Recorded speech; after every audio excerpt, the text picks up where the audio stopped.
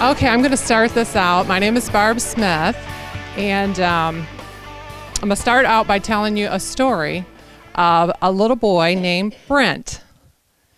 And here is Brent at a year old, and he loved hats. And so a lot of his pictures are with him wearing a hat and smiling. You can see there's only just a couple teeth down there. And that was Brent at a year old. Then 5 years later, Rachel came, his sister, and they were just happy kids, just happy. Loved each other when they were little. As they grew up, there were more issues, but I really like this picture because they really loved each other at this point. And then we have Brent at 5 or 6, somewhere around that. He loved music. He just loved it. Loved music, loved singing. He played the piano. He took piano lessons. And so I feel like this was his first appearance in the kitchen. and it just grew from there. And then Brent turned into a teenager. And at 13, at school, at Scarlet Middle School, he bought some pot off of a friend, or he thought it was a friend. I'm here to tell you, if anybody's trying to sell you drugs, they're not your friend at all. So this is Brent a couple years after his first time using, and he looks pretty bad. He's very thin. We were having a birthday party. We're all smiling, having fun. It was Tim's birthday, but Brent is high. He's withdrawn. He didn't want to be in the picture. This is what he was like. This is what drugs did. That's what they did to him. And then Brent got into quite a bit of trouble. He started hanging out with a really bad crowd. He started breaking into cars. We lived in the Rawsonville Woods trailer park. He was breaking into cars and stealing, and he stole money from me, stole my credit cards. The one thing that he stole that was most precious to me was a necklace that my grandmother had gave me, and she had passed away. Thankfully, I did get that necklace back, and I'm very thankful for that. But those are the kinds of things that happen because he was using drugs. It wasn't that he didn't like me, or that he hated me, or he just wanted to do something against me. It was because he was using drugs, and that's all that he could think about, was just getting the money to use the drugs. And then he got into trouble. He bought a gun at a crack house in Ypsilanti. Then he went to the trailer park with one of his buddies, and he shot the gun off. Well, if anybody knows Rawsonville Woods, they have some tight security there. And he got busted and taken to the Sumter Township Police Department. Now, I was working at the time. I get a phone call from the police department. They said, come get your kid. And I had just started dating Tim. We hadn't dated long at all. And I called him. I didn't even know where Sumter Township was, where the police department was. So I called him. I said, look, I got to go pick my kid up. He's in jail. Do you know where it's at? He told me where it was at. And I told him at that moment, I said, you know what? I said, you can leave now because this is a bad scene. We just started dating. It was nothing serious. I said, I suggest you just need to leave. But you know what? He never left. He never left. He took it upon himself to mentor Brent. And Brent got into trouble. We had to go to Detroit, and he was placed on probation. But he was also put into treatment. He had to go to, it was called, what was it called? Scared Straight.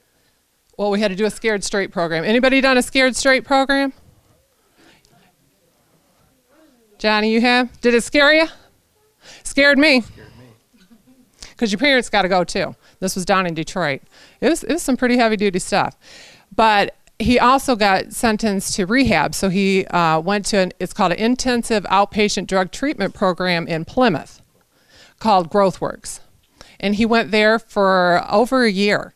It was pretty intense. But during that time, he started doing really well. He started praying. We changed his school because we got him away from the friends that he was using with. Went to a different school. He started praying at the flagpole in the morning. He stopped using. He was dating a cheerleader. She was gorgeous. They went to the prom together. Life was just really improving, because you want to know why? There was two things. He was going to church. He never stopped going to church, because if you live in my house, you go to church, period.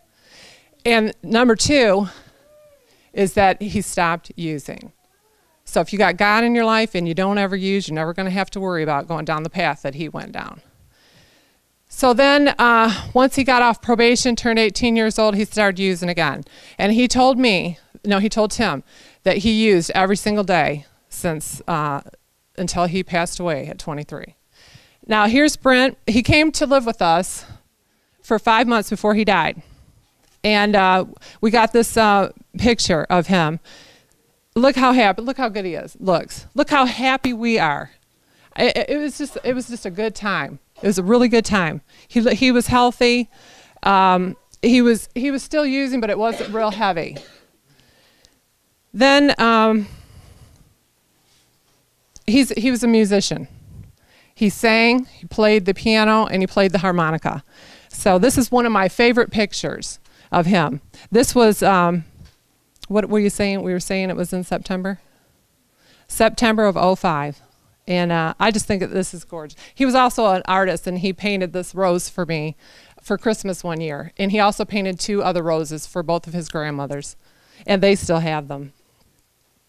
Then he started using again.